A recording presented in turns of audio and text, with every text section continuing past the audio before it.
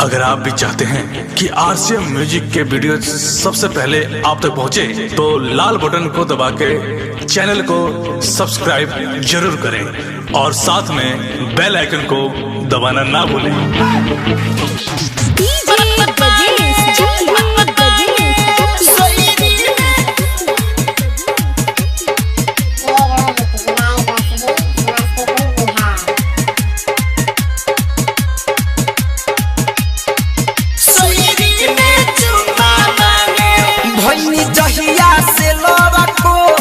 हमारे फेरा में रात भर जागे भैनी जहिया से लड़कोर हमारे फेरा में रात भर जागे कनिया हम लबा तारे हमार सोरी में चुमा मांगे कनिया हम लबा तारे सोरी में चुमा मांगे देहिया गतर गतर बाबू हाइले जाम ले ली है जैसे लागे देहिया गतर गतर बाबू हाइल जाम ले ली है जैसे लागे कनिया हम लबा तारे हमार सोहरी में चुमा मांगे कनिया हम लबा तारे सोहरी में चुमा मांगे सखी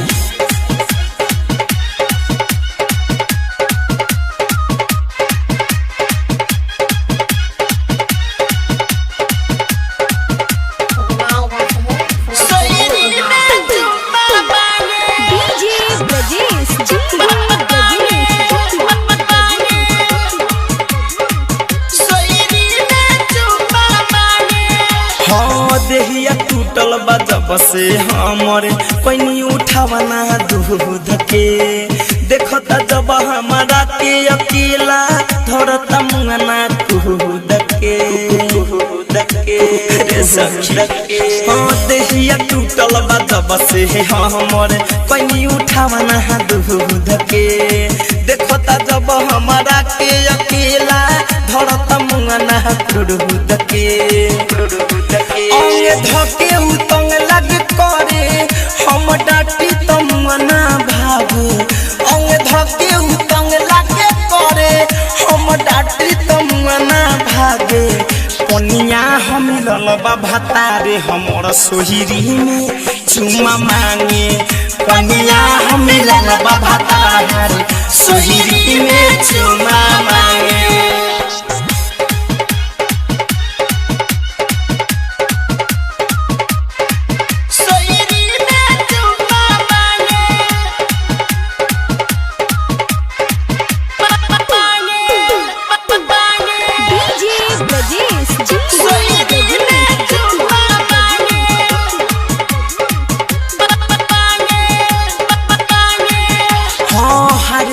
बानी हमारे सखिया इनका के समझाई के धरिल जब हमारा के बोली तो गाड़ी देवेले माई के सखी हर गइल बानी हमारे सखिया इनका के समझाई के धरिल जब हमारा के बोली तो गाड़ी देवेले माई के नहीं रहब नहीं हर जाइब रोज इज्जत खूटी में टांगे नहीं रहब नहीं हर जाइब रोज इज्जत खूटी में टांगे कनिया हम ललबा भतारे हमर सोहरी में चुमा मांगे कनिया हम ललबा भतारे सोहरी में चुमा मांगे